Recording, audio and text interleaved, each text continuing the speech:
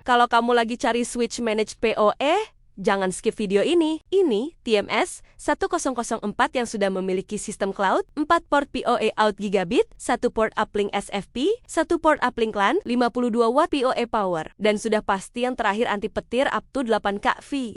Kalau diperhatikan di samping port SFP, ada tombol off dan cloud. Buat yang tombol off, itu switchnya akan jadi unmanaged ya. Next ada port LAN untuk uplink, dan 4 port PoE, AAVT. Unitnya juga dinyalakan dengan power AC in, dan sudah pasti setiap pembelian ini sudah termasuk dengan kabel power AC-nya. Next, ayo kita lanjut buat menghidupkan unit switch ini, biar nggak makin penasaran. Kalau sudah menyala, dia akan masuk ke proses booting sebentar, dan bisa dilihat lagi. Kalau kita ubah jadi off, dia akan berfungsi sebagai switch unmanaged biasa, tapi tetap bisa kita ubah jadi managed dengan pindah ke mode cloud.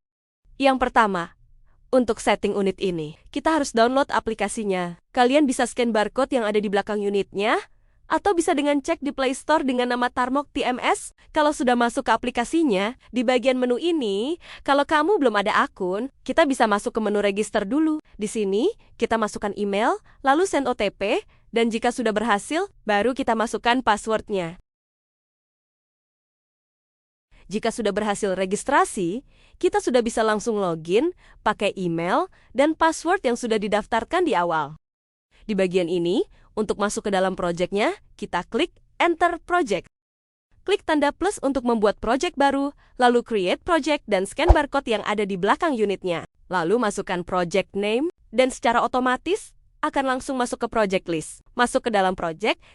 Nah, di sini posisi unitnya belum terhubung dengan internet, jadi kita sambungkan dulu ke internet. Secara otomatis, lampu indikator di bagian uplink akan langsung menyala. Kita bisa atur untuk nama device-nya juga, lalu klik confirm. Kalian bisa lihat ada banyak fitur menu. Ada menu info untuk menampilkan spesifikasi detail unitnya. Pada menu port status berfungsi menampilkan kondisi port pada switch dan status description yang bisa kalian lihat di video ya. Selain itu juga menampilkan status lainnya mulai dari uplink, downlink, status offline, dan power. Untuk di port PoE setting, di sini kita bisa setting sesuai dengan port yang mau diatur saja, seperti mengatur power, reboot, schedule, dan mengatur setup. Jadi lebih fleksibel, karena bisa disesuaikan dengan kebutuhan penggunaan aja. Di bagian option setup, kita bisa atur port mode, limit untuk uplink dan downlink, serta range untuk port priority. Dan kalau kamu pengen port LAN-nya mengalirkan data, bagian PoE-nya tinggal dimatikan saja. Untuk di menu VLAN, ada 3 mode, yaitu 8021, QVLAN, VLAN MTU, dan VLAN port yang masing-masing dapat disetting juga ya. Lalu ada port mirror, DHCP snooping, ring network, dan system setting. Nah jadi gitu guys, review tipis-tipis buat switch manage terbaru dari Tarmok. Daripada penasaran, jadi mending komen di bawah dan check out sekarang. Kita ketemu di video berikutnya ya. See ya!